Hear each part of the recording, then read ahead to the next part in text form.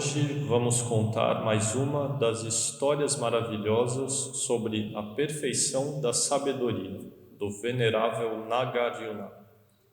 A história de hoje é sobre a perfeição da paciência. Na última vez em que contamos a história sobre a paciência, dissemos que a riqueza e méritos nessa vida são devidos a causas e condições nas vidas passadas. Por isso, não se deve sentir arrogância, pois está apenas a colher o que cultivou. Agora, se nessa vida, devido à sua prática da disciplina, concentração e sabedoria, receber oferenda respeitosamente dos outros, tampouco precisa sentir arrogância, pois as pessoas apenas querem acumular méritos através da doação. Por isso, em ambas as situações, o praticante consegue dominar a mente, praticar a paciência e não cair na soberba. E hoje vamos falar sobre paciência pelo desejo sexual, que também foi a última prova pela qual o Bodhisattva Siddhartha teve que passar antes de atingir a iluminação. A história de hoje se chama As Mulheres Mara e o Buda na Árvore Bodhi. Além disso, se ocorrer de homens ou mulheres se aproximarem com desejos por prazeres sensuais e queiram seduzir a ou o Bodhisattva, nessas ocasiões, esse Bodhisattva deve superar seus próprios pensamentos, ter paciência e não permitir que eles surjam. Essa situação é comparável à do Bodhisattva Siddhartha Gautama, quando estava ao pé da árvore Bodhi. Ele estava prestes a se iluminar e se liberar do ciclo do samsara. Naquele momento, o rei Mara estava angustiado, pois ele sabia que o príncipe Siddhartha estava prestes a atingir a iluminação e se liberar. Então, sabendo disso, ele enviou 3 das mulheres Mara de Jade, as mais belas de todas as mulheres Mara, para persuadi-lo a ficar e não atingir a iluminação. A primeira se chamava Agradável aos Olhos, a segunda se chamava Prazerosa aos Outros e a terceira se chamava Luxúria. Elas tinham a aparência das mulheres mais lindas que alguém poderia imaginar, mais belas que a top das top models, literalmente deslumbrantes. Então, as 3 foram até o Buda, revelaram seus corpos, todos produzidos com roupas, joias, maquiagens, tão lindas que fariam qualquer ser humano comum ficar hipnotizado. E elas fizeram várias poses provocativas, gestos insinuantes, desejando seduzir o Bodhisattva e destruir seu estado meditativo. Após aquele espetáculo sedutor, a mente do Bodhisattva não se moveu nem por um momento e ele não as olhou nem por um instante sequer. As 3 donzelas se entreolharam e pensaram consigo mesmas. A mente das pessoas não é a mesma. Aquilo de que elas gostam é diferente em cada caso. Algumas gostam de jovens, outras gostam de meia-idade, algumas gostam das pessoas altas e outras gostam das de estatura baixa. Algumas gostam das que têm pele negra e outras gostam das de pele branca. Existem muitas preferências como essas. Cada pessoa tem suas próprias preferências. Nesse momento, as 3 mulheres Mara se transformaram em 500 lindas mulheres. Cada uma das mulheres que surgiram, com muitas formas e características físicas, assumiu inúmeras poses insinuantes quando emergiam da floresta, como relâmpagos que aparecem momentaneamente no meio de nuvens negras. Algumas exibiam as sobrancelhas e piscavam as pálpebras, ou posavam sedutoramente, ou ainda ofereciam olhares sutis. Elas faziam muitos tipos de música e mostraram todos os tipos de maneirismos sedutores. Elas se aproximaram do Bodhisattva, desejando tocar e apertar o corpo do Bodhisattva. Naquele momento, segredo, o guardião Vajra berrava e olhava com ódio para elas. Quem vocês acham que é aquele para ousarem abordá-lo sedutoramente e tocá-lo e incomodá-lo? Então o guardião Vajra proferiu um verso repreendendo-as. Vocês não têm conhecimento do destino dos devas. Eles perdem o que é fino e suas barbas ficam amareladas. As águas do grande mar, que eram claras e bonitas, hoje se tornaram inteiramente amargas e salgadas. Não sabem que seus dias estão chegando ao fim. Todos os deuses de Vasu estão destinados a cair. O fogo é originalmente a boca consumindo os reinos celestiais. E agora tudo nele está sujeito a ser devorado. Vocês permanecem inconscientes de todos esses assuntos. Por isso se atrevem a menosprezar este nome.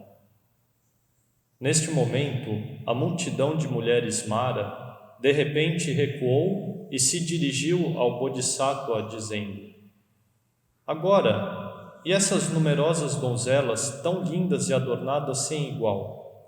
Elas podem servir para deliciar a sua mente. Por que você apenas fica sentado tão reto?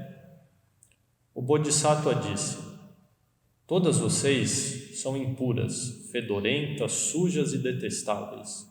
Partam daqui e parem com esse discurso ilusório. Então ele falou um verso dizendo: Este corpo é um matagal de imundície. É apenas uma coleção de matéria em decomposição. Isso é realmente um banheiro ambulante. O que nele é suficiente para agradar a mente? Quando as donzelas ouviram esse verso, pensaram: Este homem não sabe o que está falando. Ele não conhece nossos corpos celestiais puros e, portanto, pronuncia esse verso. Elas imediatamente transformaram seus corpos, retornando às suas formas originais. Elas irradiavam uma luz que cintilava e iluminava a floresta e continuavam a fazer uma música celestial. Elas então falaram com o Bodhisattva: Como nossos corpos são assim, o que há neles para serem criticados? O Bodhisattva respondeu: Quando chegar o momento, vocês realizarão por si mesmas. Elas perguntaram: E o que você quer dizer com essas palavras?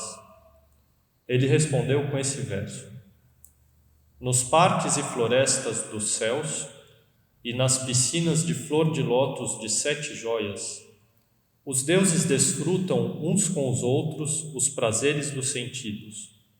Quando isso for perdido, vocês realizarão isso por si mesmas. Neste momento, observarão a impermanência e compreenderão que os prazeres dos deuses estão todos ligados ao sofrimento.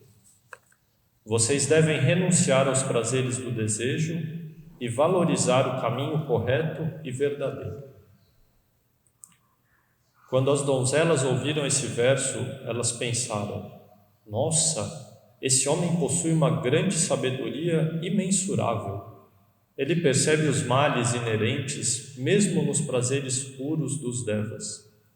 Ele não é alguém a quem podemos obstruir. Então, elas desapareceram imediatamente. O Bodhisattva contempla dessa maneira os prazeres envolvidos no desejo sexual. É capaz de controlar sua própria mente. Sua paciência é tal que ele fica imóvel diante da tentação. Agora, vamos contextualizar algumas informações para uma melhor compreensão dessa história. Mara é o nome dos seres celestiais que moram no 6º céu da esfera do desejo, ou seja, o 6º nível celestial dessa esfera. E o nosso mundo está abaixo e sob o domínio dessa esfera. Então, de todos os seres Mara, habitantes do sexto céu, há um rei, o rei Mara, que é o manda-chuva, ele é o the boss, ele manda na coisa toda, é o chefe dessa esfera do desejo. Então podemos imaginá-lo como sendo o prefeito de uma cidade, como por exemplo Las Vegas. Las Vegas é conhecida como a cidade de cassinos, shows, espetáculos, nightclubs, diversão, etc. Então é como se esse rei Mara fosse o prefeito de uma cidade assim, cheia de diversão. E ele, como prefeito da cidade, cria coisas para que os seres sobre o domínio dessa esfera permaneçam aí, como se fossem seus clientes. Então devem estar sempre se divertindo, aproveitando. Ele cria todo tipo de objetos para cada um dos 5 sentidos, para estimular os sentidos e incentivar os prazeres sensoriais e sensuais. Mas por que ele quer obstaculizar o Bodhisattva? Porque ele tem medo de perder algum de seus clientes que estão em seu domínio. E Las Vegas, talvez para aquelas pessoas que não estão na prática espiritual, tudo bem, é como se fosse para ir uma viagem de férias, para se divertir, dançar, beber, jogar. Mas para os praticantes espirituais, esse tipo de estímulo, estimular os sentidos nessa maneira, é simplesmente desgastar e apodrecer aos sentidos. Há também as mulheres maras nessa história, e elas querem tentar o Bodhisattva. E por quê? Na verdade, elas também são seres celestiais, dessa mesma esfera do desejo. E elas não fazem isso por maldade, elas simplesmente querem aproveitar, é como diz a frase, dançar até o sol raiar. Elas querem se divertir e aproveitar dos prazeres. Então, é como se todas fossem crianças no kindergarten ou no jardim da infância. Todas as crianças estão aí brincando, querem se divertir, e há uma criança ali solitária, sentada, escrevendo sua tarefa. Então, nesse caso, seria o Bodhisattva meditando e as outras crianças como se fossem essas mulheres. Então, as crianças que estão brincando vão até essa criança solitária chamando para brincar. Elas não fazem por maldade.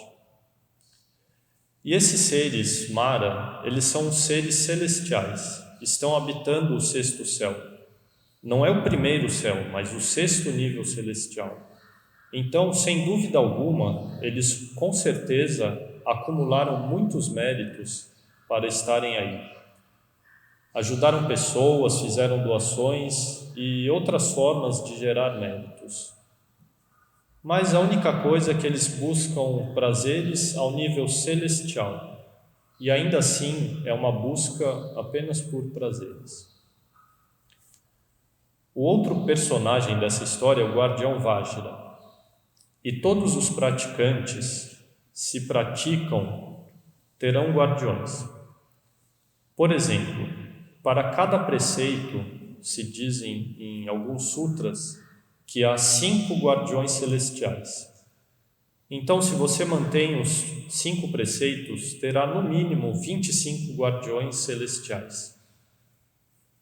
Esses guardiões, que também são seres celestiais, habitam o primeiro céu, o mais próximo do reino humano.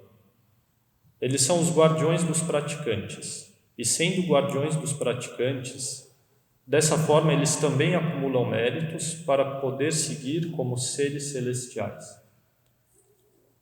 E mesmo que ele seja o guardião, um ser celestial, eles também sentem raiva. E mais um fato é sobre a dúvida das mulheres Mara e a incompreensão dela. Como nós mostramos tantas alternativas de prazer e satisfação e como esse Bodhisattva não se move? Como é possível alguém aguentar tanto essa tentação? pois realmente o Bodhisattva já não está interessado na busca por essas coisas. Se alguém deseja praticar a paciência de dominar os prazeres sexuais, devem praticar na vida diária o seguinte: primeiro, em relação aos seres queridos, aprender a elevar a emoção ou sentimento da paixão mundana e transformá-la em algo mais sutil, como o respeito e o apreço. Com as boas relações, apreciá-las, mas não se apegar. Se gosta de uma relação boa, deve apreciar, mas sem apego. E frente a uma relação ruim, não odiar ou rejeitar essa relação, mas apenas se afastar já é o suficiente. Segundo, em relação às pessoas ao redor, ajudar na forma possível aos outros, desde o próprio ambiente, na própria área de influência, no trabalho ou com pessoas neutras. Quando está com pessoas mais velhas, respeitar e pensar como se eles fossem nossos pais e mães. Quando com pessoas mais jovens, respeitar e tratar, pensar como se fossem filhos ou filhas. E com pessoas da mesma idade, respeitar e tratar como irmãos e irmãs. E terceiro, em relação a coisas materiais, devemos diminuir a busca por estímulos sensoriais, simplificar a vida material o máximo possível. Em conclusão, se na vida diária praticamos gradualmente o abandono dos desejos sensoriais, então, de pouco a pouco, poderemos ser bodhisattvas que podem tratar a todas as relações como se fossem da própria família, uma família que se trata com respeito. Namo Pho